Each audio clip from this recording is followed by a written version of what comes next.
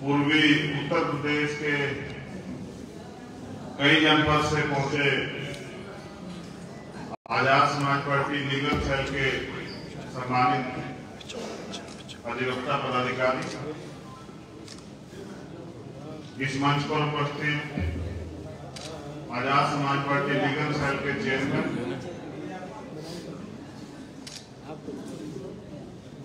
उनके साथ जो मऊ डिस्ट्रिक्ट से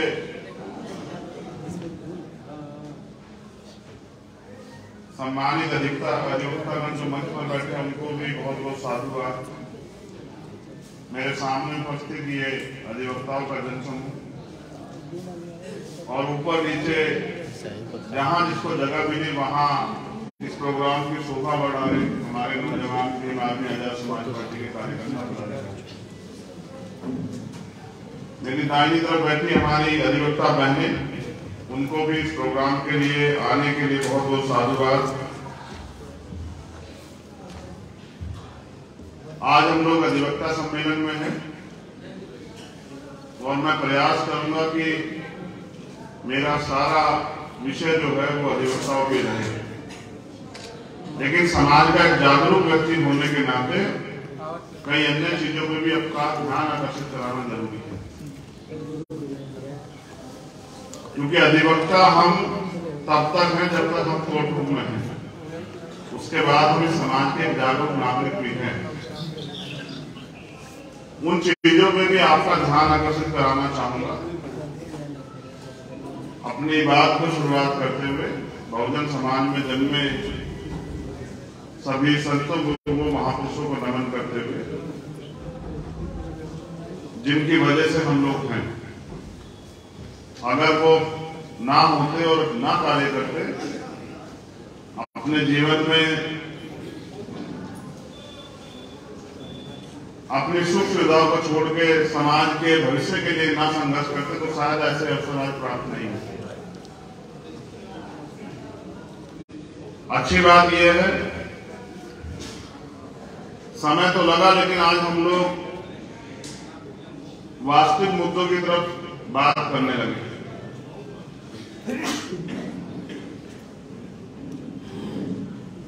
आपके मन में मुझे लेके बहुत सारे सवाल जवाब स्वतः ही प्यार विश्वास उम्मीद हो सकती, लेकिन मेरे मन में भी आपको लेके बहुत सारी चीजें हैं। जब तक विचारों का आदान प्रदान नहीं होगा, जब तक आप मुझे नहीं सुनेंगे, मैं आपको नहीं जानूंगा, शायद हम लोग एक दूसरे से नहीं जुड़ पाएंगे। कम समय में एक अच्छा अवसर जो है मऊ की ऐतिहासिक धरती पे हम सब लोगों को मिला है कि आप मुझे सुने और मैं आपको सुन रहा था, और एक दूसरे के साथ मिलकर हम इस आंदोलन को आगे बढ़ाएं।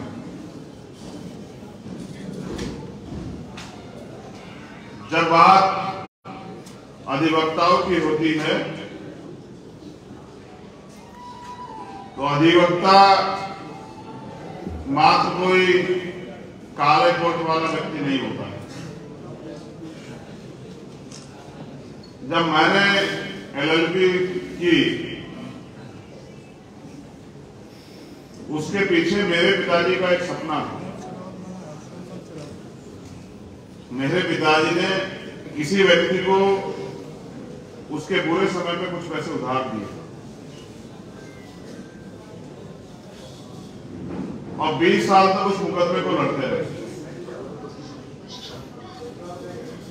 20 साल लड़ने के बाद अधिवक्ता तो नहीं बदले, लेकिन जज कई बदले, और जज अंत में उनसे कहते जाने से पहले कि, क्योंकि मेरे पिताजी एज ए प्रोफेशन एक टीचर थे, प्राइमरी स्कूल में अध्यापक थे, तो वो उनसे कहते कि मास्टर जी फैसला कर लो तो ज्यादा अच्छा रहेगा। 20 साल के बाद मेरे पिताजी ने एक जज साहब की बात मान के फैसले के लिए स्वीकार्यता दी कि ठीक है, आप कह रहे हैं, मुझे भी लड़ते बहुत दिनों में 20 साल हो गए, फैसला कर लेते हैं, आप आदेश कीजिए फैसला कैसे है। तो उन्होंने कहा मैं बात करूंगा, मैं दूसरे वकील को बुलाऊंगा, दूसरे पक्ष को भी बात करूंगा और कोशिश करूंगा कि आपका मामला निपटवा दूं। 20,000 रुपए से कुछ ज्यादा रकम मेरे पिताजी ने दी और जज साहब ने कहा कि मास्टर जी 5,000 रुपए में इसको निपटा दें। तो मेरे पिताजी ने जज साहब से कहा साहब मुझे 20 साल हो गए, मैं नौकरी पसंद व्यक्ति हूँ, मैं हर हफ्ते तारीख पे आता हूँ, जितने पैसे मैंने दिए थे उससे ज्यादा तो मेरे तारीखों पे खर्च हो गए। ये कैसा न्याय जो है आप कह रहे हैं कि जो मैंने रकम दी है वो भी मुझे आप वापस नहीं करा रहे, तो बताइए न्याय कैसे हो? वो बात उनके मन को इतनी चुभी, उन्होंने मुझसे कहा कि तुम्हें एक अच्छा वकील बनना जो तुम लोगों को न्याय दिला सको, ऐसा वकील नहीं बनना जिसके साथ 20 साल तक मैं चक्कर काटता रहा, मुझे न्याय नहीं मिला। फिर उन्होंने कहा अगर क्योंकि आज अवसर है तो आप PCSJ क्वालिफाई कर जाओ, तो अगर आप जैसा अच्छा व्यक्ति बैठेगा उन चेयर पे तो लोगों की मदद होगी आसानी से। जो न्याय व्यवस्था हमारे यहाँ उसमें न्याय में बड़ा समय लगता है, तो हो सकता है, मुझे उम्मीद है कि मेरे दिखाई सीख के बाद आप लोग, अगर आपको अवसर मिला तो आप लोगों को न्याय में मदद करोगे। और इस उद्देश्य से मैंने पिताजी की बात मान के वकालत की। लेकिन जब मैं पहली बार प्रैक्टिस के लिए कोर्ट आया तो मैंने अधिवक्ता के साथ एक स्लोगन भी लिखा था लॉयर बॉर्न फॉर जस्टिस, अधिवक्ता न्याय के लिए पैदा हुए। अब बुरी बात यह है कि आज जहां हम इकट्ठा हुए हम अधिवक्ता लोग न्याय मांग रहे हैं, हमें भी न्याय मिल जाए। देखिए जिनसे न्याय के लिए, जो न्याय के लिए है, वो आज न्याय मांग रहे हैं कि हमें, हमारी प्रथम जो मांग है वो ये है कि हमें हायर जुडिशरी में रिजर्वेशन मिलना चाहिए, हमारी भागीदारी होनी चाहिए। यही मांग है ना पहले, और ये मांग न्यायोचित भी है। मगर मेरा ये मानना है कि मांगने से तो इस देश में आज तक कोई चीज नहीं है। जिसको जो भी अधिकार चाहिए था वो उसके लिए लड़ा, और अगर हम ये अधिकार चाहते हैं तो हम सिर्फ और सिर्फ अगर हर डिस्ट्रिक्ट में सम्मेलन करके अपनी बात को कहने लग जाए, तो मैं ये पूरी जिम्मेदारी से कहता हूं कि सरकार और सुप्रीम कोर्ट में बैठे कोलिजन्स के जरिए बैठे जजों की जमीन सरक जाएगी, वो लोग खुद इस पर चर्चा करने लग जाएंगे। क्योंकि मेरा ये अनुभव है कि जब तक बच्चा रोता नहीं तो मां को एहसास नहीं होता कि बच्चों को भूख लगी। हम लोग जब तक अपने हक अधिकारों के लिए बोलेंगे नहीं, अपने अधिकारों का प्रयोग नहीं करेंगे, तब तक मुझे नहीं लगता कि कोई अधिकार हमें इस व्यवस्था में बैठे लोग जो ऊपरी पायदान में बैठे वो हमें देंगे। सम्मानित साथियों, जो आंदोलन आज हम लोग चलाने का प्रयास कर रहे हैं, हमसे पहले भी कई लोगों ने चलाया।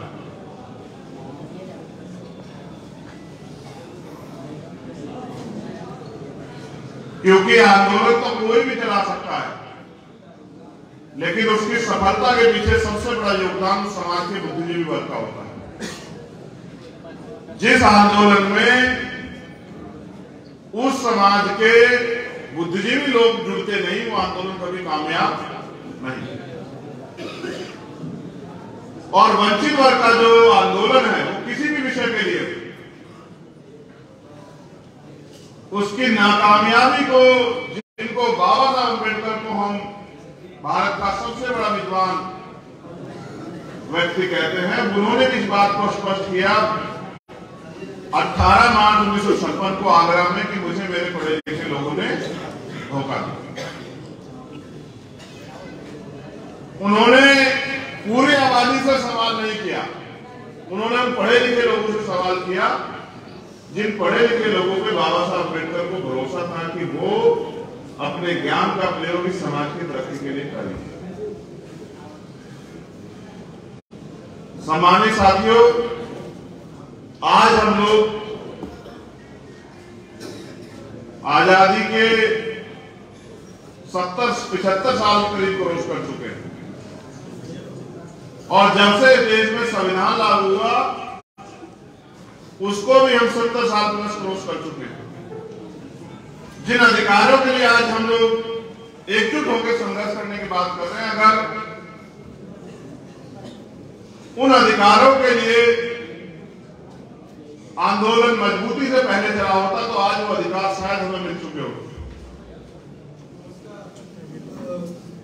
समय परिस्थिति समझिए कि या लोगों की कम जरूरत की, लोगों ने इस जरूरत को बड़ा मजबूत माना ही। अगर न्यायपालिका में हमारे लोगों की भागीदारी नहीं होगी, उसका सबसे बड़ा नुकसान ये है कि जिन मामलों में हम लोग सुप्रीम कोर्ट और हाई कोर्ट से न्याय की उम्मीद करते हैं वो उसमें न्याय होने की संभावना 0 हो जाती है। आज जो हमारे बुनियादी मुद्दे हैं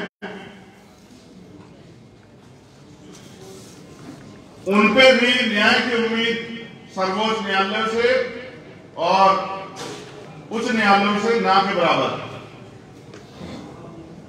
इसका ताजा उदाहरण अगर आप देखोगे कि न्यायपालिका में ना रिजर्वेशन ना होने का सबसे बड़ा नुकसान क्या हुआ कि सुप्रीम कोर्ट के 5 जजों की एक पीठ ने 5 स्वर्ण जाति के जज उन्होंने बैठ के तय किया कि 10% आर्थिक आधार पर आरक्षण स्वर्ण जातियों के बच्चों को मिलना चाहिए, नहीं मिलना चाहिए।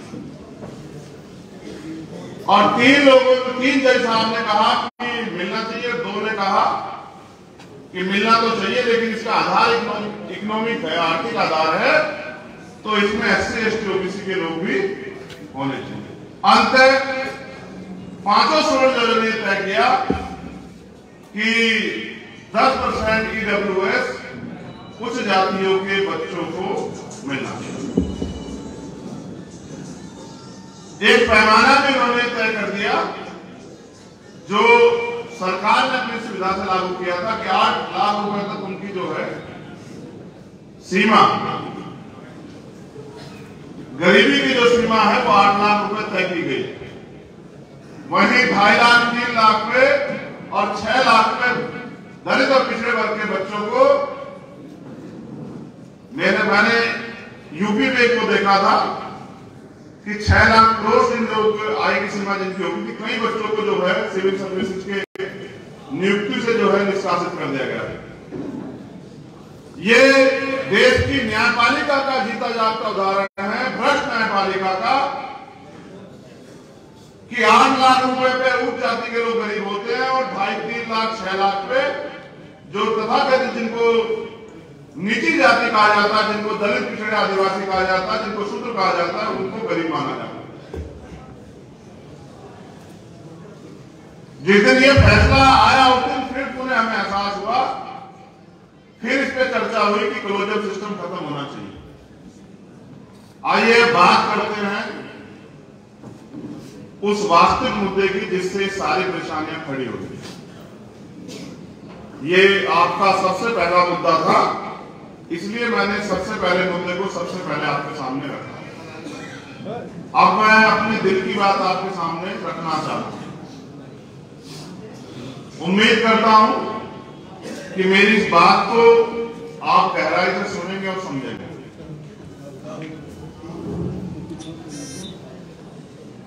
आज इस देश में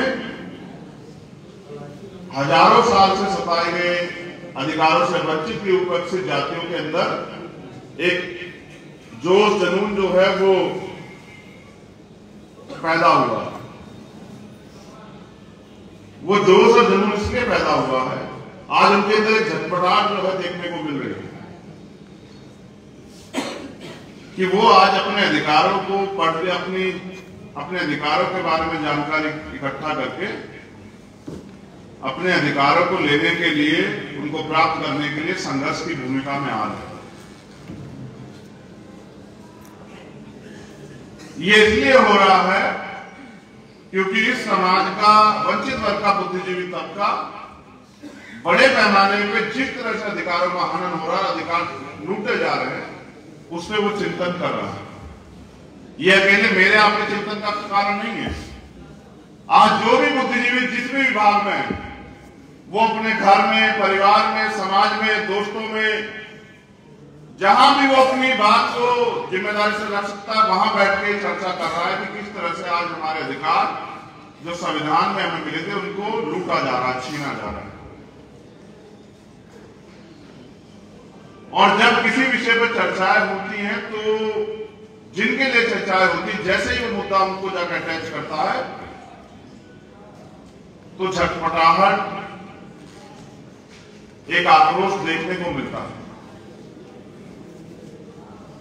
ये जो वर्तमान की सरकार है केंद्र की, और उत्तर प्रदेश में भी जो सरकार है, इस सरकार में जो केंद्र की सरकार है, पिछले 7-8 सालों में जिस तरह से SC, ST, OBC के बुनियादी अधिकारों को लूटने का काम किया है, सरकारी संपत्ति को बेचने का काम किया है, जिस तरह से सारे इंस्टीट्यूशन को बर्बाद करने का काम किया, जिस तरह से लेटरल एंट्री और तमाम तरह की चीजें तैयार करके जो थोड़ा बहुत अधिकार आरक्षण के रूप में मिल रहा है उसको छीनने का काम किया है, तो कहीं ना कहीं एक संदेश तो गया है कि ये जो लोग हैं ये अपने पुरानी व्यवस्था पे इस देश को लाना चाहते हैं। और वो उन लोगों को जो संविधान के द्वारा दिए गए अधिकारों के बारे में समझते हैं, जानते हैं, उसकी ताकत को जानते हैं, उनके अंदर एक डर, भय का माहौल बना। और जब कहते हैं ना भय बिना प्रीति नहीं होती, तो जब भय हुआ तभी हमारे लोगों ने चर्चा की। और चर्चा यह है कि आज इस देश के संविधान को खतरा है। खतरा किनसे है, खतरा क्यों है, ये भी बात मुझे आपको बतानी नहीं पड़ेगी। आप बेहतर मुझसे जानते हैं कि खतरा किनसे है और क्यों है। सम्मानित साथियों, हम ये आंदोलन इसलिए चला रहे हैं क्योंकि इस देश में जो भी अधिकार हमें मिले हैं वो संघर्ष करने से, आंदोलन के जरिए मिले हैं। इस देश को आजादी भी आंदोलन के जरिए मिली है। हम आंदोलन उनके लिए चला रहे हैं। हम तो थोड़ी बहुत छोटा मोटा रोजगार हमारे वकील साथी और साथी भी कर सकते हैं, लेकिन जो अंतिम पायदान में व्यक्ति बैठा है उसको अधिकार कैसे मिले, उनके लिए हम लोग आंदोलन चला रहे हैं। चलाना इसलिए जरूरी है कि जो अधिकार हमें संविधान ने तो दिए, वो अगर जो सरकारें बैठी है वो अधिकार हमें, उनका लाभ हमारे लोगों को नहीं देना चाहिए। मैं वकीलों को इस तरह से भी देखता हूं कि जब सरकार के सहारे में पुलिस की लाठियां जो है आम जनता की तरफ बढ़ती हैं, जब निर्दोष लोगों को झूठे मुकदमे लगा के जबरन जेल डाला जाता है, जब सरकार की तानाशाही का आम जनमानस शिकार होती है, तो वो अगर भगवान के बाद किसी को याद करते हैं तो वो वकील होते हैं। और उनको ये उम्मीद होती है कि ये व्यक्ति मुझे, मैं क्योंकि जेल में भी रहा, जब वकील साहब आते हैं तो बंदी को उम्मीद होती है कि वकील साहब अच्छी खबर लाएंगे या वकील साहब अच्छा संदेश देने को आएंगे। यानी कि सरकार के पूरे तंत्र के सामने अगर कोई सीना तान के खड़ा हो सकता है तो वो वकील, क्योंकि वो अपने अधिकारों को आम आदमी से बेहतर तरीके से जानता है। और जब सरकारी एजेंसियां झूठ को जो है परोस के किसी को जबरन सजा दिलाने का काम करती है, तो वो अपनी बुद्धि के दम पे, अपने ज्ञान के दम पे, अपने अनुभव के दम पे कोर्ट में तमाम तरह के साक्ष्य प्रस्तुत करके और उस निर्दोष व्यक्ति को सुरक्षित करने का काम करता है। तो वकील सिर्फ वकील नहीं है, सिर्फ एक रोजगार नहीं, एक पेशा नहीं है वकालत। ये आम जनमानस को न्याय दिलाने की व्यवस्था का सबसे बड़ा सूत्र है। अगर सोचिए वकील नहीं होते तो क्या आम आदमी जज साहब से अपने लिए न्याय की मांग कर पाता? तो दुनिया में जहां भी लोकशाही है और वहां अन्याय होता हो तो न्याय और पीड़ित के बीच की कड़ी है वकील। लेकिन आज मैं उनके कंधों पे कुछ और जिम्मेदारी भी देखता हूं। भारत में व्यवस्था के लोग, व्यवस्था बना के जिन लोगों ने व्यवस्था बनाई उन्होंने एक षड्यंत्र भी बनाया और आप लोग भी इस बात से 100% सहमत होंगे। मैं जिम्मेदारी से कहता हूं कि जो अधिकार संविधान में तैयार लिख दिए गए कि ये अधिकार मिलने चाहिए, उनको लागू कराने के लिए लोकशाही की, लोकतंत्र की व्यवस्था हो। 1 वोट 1 वैल्यू, राष्ट्रपति हो या किसान, सबकी वोट की वैल्यू एक समान और वोट का अधिकार मिला। महापुरुषों को यह उम्मीद थी, जिनमें अगर मैं नाम लेने लगूं तो महामानव तथागत बुद्ध से लेकर संत श्रोमणी सद्गुरु रविदास जी महाराज, गुरु नानक देव, संत कबीर, गुरु घासीदास, पेरियर रामा स्वामी नायकर, पेरियर यादव, बाबू जगदेव प्रसाद कुशवाहा, जननायक कपूरी ठाकुर, परम पूज्य बाबा साहब अम्बेडकर, महामना रामस्वरूप वर्मा, महाराज सिंह भारती जी, मान्यवर काशी राम साहब, मान्यवर दीना भाना वाल्मीकि साहब, ये सारे ही महापुरुष इस आंदोलन को बुद्ध से लेकर मान्यवर काशी राम तक सतत जो है आगे बढ़ाते रहे, क्योंकि व्यवस्था की जो पालन करता थे वो अधिकार देना ही नहीं चाहते। इस पूरी सतत प्रक्रिया में 26 जनवरी 1950 को संविधान के लागू होने के बाद जो अधिकार हमारे हिस्से में आए संविधान के जरिए, वो जमीन पे कैसे इंप्लीमेंट हो, उसके लिए लोकशाही देश में आई और ये उम्मीद की गई कि जो अधिकार ये लोग मांगने से नहीं दे रहे हैं, हमारी चीखें सुन के नहीं दे रहे हैं, हमारे लोग वोट के जरिए, वोट की ताकत से इन अधिकारों को प्राप्त करने का काम करें। लेकिन भारत की डेमोक्रेसी का सबसे बड़ा षड्यंत्र ये है, एक इसमें धन को बड़े पैमाने पर जोड़ दिया गया कि पैसे वाले लोग ही लोकशाही में कामयाब हो सकते हैं। जिनके पास पैसा होगा वही अपनी वोट के जरिए, अपने बुद्धि के जरिए या राजनीति के जरिए कामयाब हो सकते हैं। दूसरा,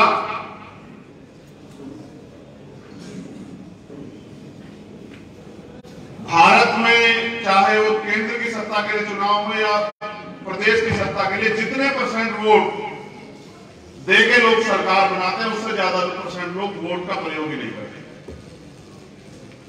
अगर आपको याद हो तो अभी 2022 में जो विधानसभा का चुनाव हुआ, कितने % पोलिंग हुआ? अगर कोई साथी बताए।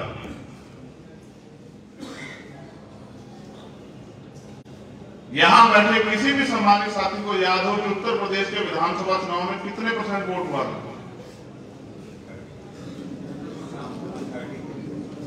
कितना? नहीं, 54% हम इसको एक्सेप्ट कर लेते हैं कि 54% लोगों ने वोट दिया। और जो एब्सोल्यूट मेजॉरिटी की सरकार बनी है भारतीय जनता पार्टी, उनको कितने % वोट पड़ा होगा? 41। जबकि आंकड़ा गलत है, लेकिन मैं बस आपका ध्यान यहां लाना चाहता हूं कि 54% लोगों ने वोट दिया और 46% लोगों ने वोट नहीं दिया और 40% से कम वोट लेके एब्सोल्यूट मेजॉरिटी की सरकार यहां उत्तर प्रदेश में बन गई। यानी कि जितने % लोगों ने वोट देके सरकार बनाई, उससे ज्यादा % लोगों ने अपनी वोट का प्रयोग नहीं किया। ये देश की डेमोक्रेसी का सबसे बड़ा मजाक है। सोचिए, अगर ये 40% लोग भी वोट करते तो सत्ता किसी और की भी हो सकती थी, नहीं हो सकती थी? बताइए। दुश्मन बड़ा चालाक, दुश्मन दूर से बैठ के कहता है कि दलित, पिछड़े, माइनॉरिटी के लोग, मुसलमान सबसे ज्यादा वोट करते हैं, लेकिन ये सत्य नहीं है। सत्य यह है कि जिसको सत्ता की ताकत पता है वही सबसे ज्यादा वोट करता है। आप और हम तो ये सोचते हैं किसी की सरकार बन जाए, जो संवैधानिक अधिकार है वो तो मिल जाएंगे। अधिकार कहां मिल रहे हैं? अभी 68,000 शिक्षक भर्ती में घोटाला करके 20,000 पद दलित और पिछड़े वर्ग के बच्चों के छीन लिए गए। हम लोग चुप रहे क्योंकि वही इसको तकलीफ हुई जिसका बच्चा शायद उसमें होगा, उसी को तकलीफ हुई। बाकी लोग क्या करते हैं, पढ़े लिखे लोग, समझदार लोग, बुद्धिजीवी लोग, हम लोग बस अपनी बारी का इंतजार करते रहे कि कब ये हमारे साथ हो तब हम चिल्लाए। पिछले 1 साल की गतिविधियों से सरकार के हमारे लोगों को एहसास हुआ कि इस देश में कुछ बदलाव हो रहा है और फिर उनके अंदर झटपटाहट पैदा हुई। इसलिए हम लोग अधिवक्ता सम्मेलन में 4-6 घंटे से बैठे हुए हैं ये जानने के लिए कि देश में क्या हालात अभी क्या है और क्या चल रहा है। मुझसे भी हम यही जानना चाहते हैं। तो जो आप जानना चाहते हो ये है कि अगर आज आप अपने पैरों पर खड़े होके इस देश के, चाहे उत्तर प्रदेश हो या पूरे देश के किसी भी प्रदेश के दलित, पिछड़े, आदिवासी, अल्पसंख्यक वर्ग के लोग अगर अपने अधिकारों के लिए नहीं लड़ोगे तो आने वाले 5-7 साल में देश उन्हें उस व्यवस्था पर चला जाएगा जिस व्यवस्था पर 1950 से पहले हम थे। जिस व्यवस्था में आज चाहे कोई अपने आप को शूद्र कह रहा हो या पिछड़ा कह रहा हो या दलित कह रहा हो या आदिवासी कह रहा हो या अन्य धार्मिक अल्पसंख्यक कह रहा हो, उसके पास अगर ज्यादा से ज्यादा अधिकार होंगे तो वो ये अधिकार ये होंगे कि वो मालिक की दी गई थोड़े बोले झूठन पे, रोटी पे वो जिंदा रह सके। इसके अलावा कोई अधिकार मुझे नहीं नजर आता। पहले आदमी अपने अधिकारों के लिए आंदोलन करता था,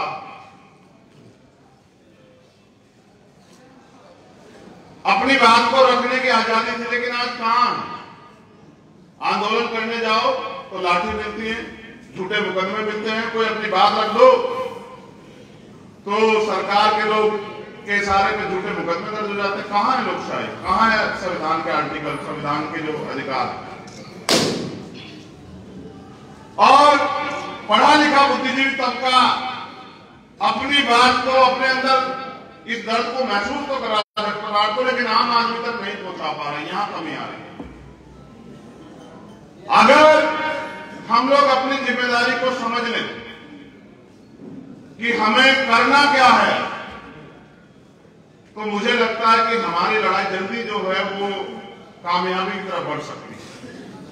जो पीड़ा, जो दर्द, जो खतरा हम लोग महसूस कर रहे हैं, अगर हम लोग अपने अपने समाज में जाके, इस बहुजन समाज में जाके इसको बताने का काम करें और समाज को जागरूक करने का काम करें तो शायद हमारे लोग इस लड़ाई को लड़ने के लिए पुनः तैयार हो सकते हैं। हमारे सम्मानित साथी पाल साहब जब अपनी बात को रख रहे थे तो वो काशीराम साहब का जिक्र कर रहे थे और अपने आप को सौभाग्यशाली कह रहे थे। ये एक अटल सत्य है कि इस देश की पिछड़े वर्ग की जातियों को, जिनको जाति के नाम पे गालियां दी जाती थी, जिनको अपमानित किया जाता था, माननीय काशीराम साहब ने अपने समकालिक साथियों के सहयोग से उन जातियों के अंदर ये भावना पैदा करने का काम किया, उनको ये समझाने का काम किया कि आपको भी संगठित होकर, अगर आप संगठित हो जाओ तो आपको भी हिस्सेदारी और सम्मान मिल सकता है। और उसी का परिणाम है जो पाल साहब कह रहे थे कि मैं पहली बार पाल समाज का व्यक्ति जो है उस कौशिमली कॉलेज से जो है सबसे ज्यादा मतों से जीता। उन्होंने पिछड़े, सामाजिक और आर्थिक रूप से, शैक्षिक रूप से पिछड़े जो वर्ग के लोग हैं, ये दलित समाज के लोग भी उसी में आते हैं। ये अपने आप को अलग मानने का प्रयास करते हैं, लेकिन सच ये है कि आज के संविधान में जो पिछड़े और दलित और आदिवासी वर्ग के लोग हैं, ये सब एक ग्रुप हैं। इसकी जानकारी अगर आपको करनी हो तो महात्मा ज्योतिबा फूले की किताब गुलामगिरी आपको पढ़नी चाहिए कि उन्होंने इस सब लोगों को अतिशुद्ध के रूप में उसमें कहा। दुश्मन चालाक है, वो अपने लोगों में भाईचारा पैदा करके और राजसत्ता पर बैठ के और हमारे अधिकारों को लूट रहा है, छीन रहा है और हमें गुलामों जैसा जीवन जीने के लिए मजबूर कर रहा है। लेकिन हम पढ़ लिख के भी समझदार नहीं बन पाए। हम लोग पिछड़े वर्ग के लोग आपस में लड़ रहे हैं और अपने अधिकारों की उम्मीद दुश्मन से कर रहे हैं कि दुश्मन हमें देगा, इसलिए हम छले जा रहे हैं। ये पढ़े लिखे लोगों का मंच है, इसलिए मैंने नौजवान साथियों से कहा कि वो पीछे हट जाएं और पढ़े लिखे लोगों से मुझे बात करने दें। हमें ये आज हमारे ऊपर ये सवाल है कि पिछड़ा आंदोलन चला और उनकी वजह से हमें अधिकार मिले, मगर मैं आपके सामने सवाल रख रहा हूं कि अगर आज आंदोलन नहीं चलेगा तो आने वाली पीढ़ी के हिस्से में इस देश में क्या बचेगा, आप बताइए। पहले भर्तियां आती थी, भर्तियों में आरक्षण के जो सिद्धांत है उनको पूरा किया जाता था। फिर गांव में खबरें आती थी कि उसको फलाने का बच्चा जो है आज इस विभाग में नौकरी लग गया, उसका बच्चा जो है विभाग में नौकरी लग गया, उसके बच्चे का विभाग में सिलेक्शन हो गया। पिछले 4-5 सालों में तो शायद किसी गांव में खबर आई हो कि किसी पाल, प्रजापति, कश्यप, निषाद, राजभर, गुर्जर, जाट, यादव, मौर्य, कुशवाहा का बच्चा सरकारी नौकरी पे लगा।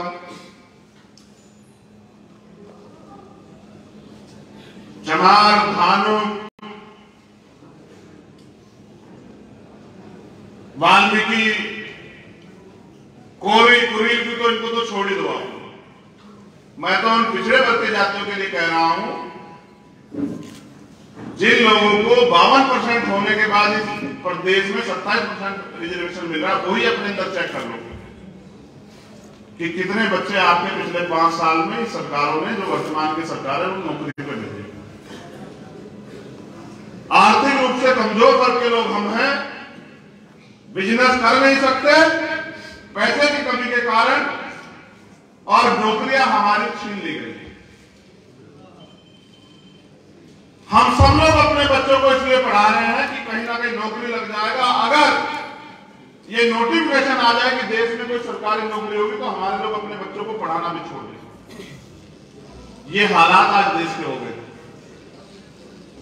इसलिए मैं अपना दर्द आपसे ये कहने के लिए आया कि पिछड़े, सामाजिक, शैक्षिक, आर्थिक रूप से पिछड़े वर्ग के लोग भारत के संविधान में बनाई गई व्यवस्था के हजारों जातियों में बटे और जिनको जोड़ के schedule caste, schedule tribe, backward और माइनॉरिटी बना के जिनको बाबा साहब ने दोबारा संगठित करने का प्रयास किया, मैं उन वर्गों के लोगों से कहना चाहता हूं कि भारत में अगर आपको अपने अधिकार बचाने हैं तो आज नहीं तो कल आपको एकजुट होना पड़ेगा। और अगर आप एकजुट नहीं होंगे, दुश्मन की साजिश पे को न समझते हुए कि दुश्मन थोड़ी बहुत जो है, जैसे पशुओं के बीच में अगर थोड़ा सा चारा गिर दिया जाए, उदाहरण के तौर पे अगर कुत्तों के बीच में थोड़ा सा खाना में गिर दिया जाए तो वो सारे कुत्ते उस थोड़े थोड़े से खाने को खाने के लिए, एक दूसरे को काटने के लिए तैयार रहते हैं। ऐसी इस व्यवस्था ने हमारे दलित पिछड़े वर्ग के लोगों का हाल बना दिया। भाई भाई से लड़ रहा है और भाई भाई की टांग खींच रहा है, लेकिन भाई भाई को ये नहीं बता रहा कि अगर इकट्ठे नहीं होंगे और एकजुट होकर अपनी ताकत का प्रयोग नहीं करेंगे तो कल भाई भाई के साथ बैठने के और भाई भाई के साथ सम्मान का जीवन जीने के लायक देश में नहीं है। मैं तो बस आपको ये आज के जो हालात हैं उनमें सबसे जरूरी बात यह है कि देश के प्रधानमंत्री जी ने देश की सारी पूंजी को अपने पूंजीपति मित्रों को बेच दिया है और वो पूंजीपति मित्र भी जो है शायद कुछ दिनों में देश को छोड़ के भाग जाए। जितना इस देश पे कर्जा पिछले 60 सालों में या 70 सालों में आया था, उससे कई गुना ज्यादा देश के वर्तमान के प्रधानमंत्री जो झंडा बुलंद खड़े हुए हैं, जो 56 इंच का सीना खुद को बताते हैं, उन्होंने उससे ज्यादा दुगना तिगना कर्जा पिछले 7-8 साल में बाहर से लेने का काम किया। और आज सच्चाई ये है कि देश के हर एक व्यक्ति पे कर्ज है और ये इस सरकार ने जो हिंदुत्व के नाम पे हमें एकजुट करने का काम करती है, कहने का काम करती है, चुनाव के समय हिंदू बताती है और चुनाव के बाद हमारे लोगों की खाल खींचने का काम करती है, उस सरकार ने उत्तर प्रदेश और देश में हमें दिया। हमारे लोग चंद छोटे छोटे स्वार्थों में इनके साथ लगे हुए हैं, लेकिन वो ये बोल रहे हैं कि दुश्मन थोड़ी सी सुविधा देके अपने वास्तविक उद्देश्य को हमारी वोट के जरिए पूरा कर रहा है।